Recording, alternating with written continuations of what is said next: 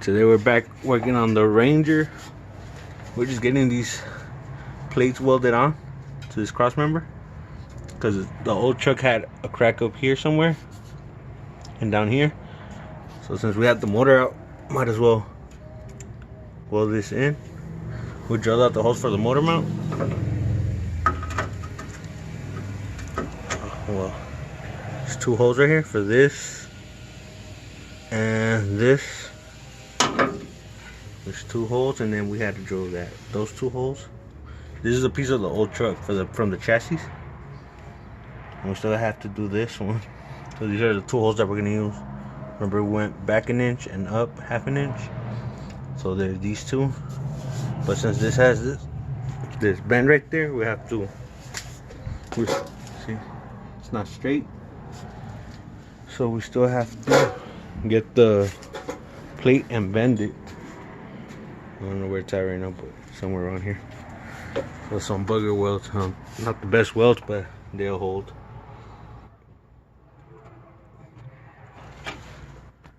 So we're using this welder, Lincoln Electric 140 HD.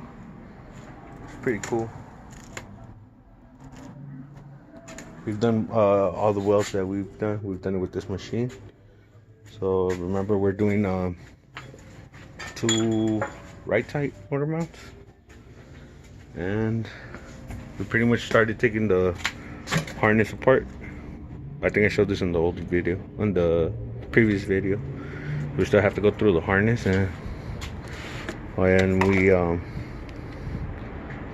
we filled them up with polyurethane, you know, the budget solid motor mounts. We filled them up as much as possible. I think it came out pretty good. There's the other side. So we're using, I think they're two right side motor mounts. And then, what else? I can't find the other one, but still gotta cut it and bend it to shape. Oh, it's there. So what I'm thinking of, because it doesn't sit right.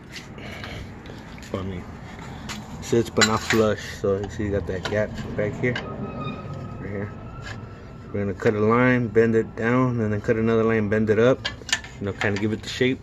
So if we get it close enough, we're gonna weld it in, and then we still have to make a little one for this, and weld that one in, and then we should be done with this, paint it, and just fit the engine one more time. And then we also got in the mail we ordered all these from Rock Auto, way cheaper than auto parts store.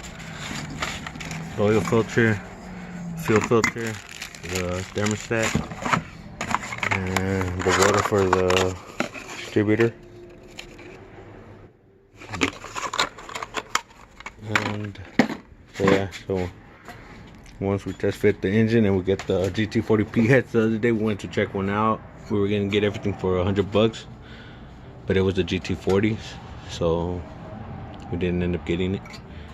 So hopefully we find GT40P heads and, you know, start working on putting the engine back together, you know, and hopefully set it in for the last time. Oh, we still have to find the S10 tail half shafting.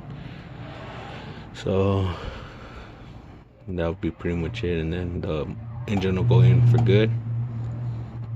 And then we just gotta do the wiring and all the other stuff. Well, we still have to get the Mustang pedal, so we can start putting the brake booster and all that, the cluster and the dashboard and all that back together.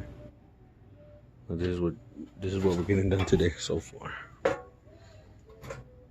And I would recommend getting one of these helmets because they really work. They're adjustable instead of the Harbor Freight. I don't know if the Harbor Freight ones are adjustable, but you see right here, you could turn the knob and it'll get darker. I got it brand new on OfferUp for $50. So beat the shit out of it already. But yeah, but we've never welded before, so if you're gonna get a lot of welding done, or if you need a lot of welding done, I recommend also buying a welder, something like that. They sell them at Home Depot. They're like $600, but you save a lot of money. You just practice. Doesn't focus.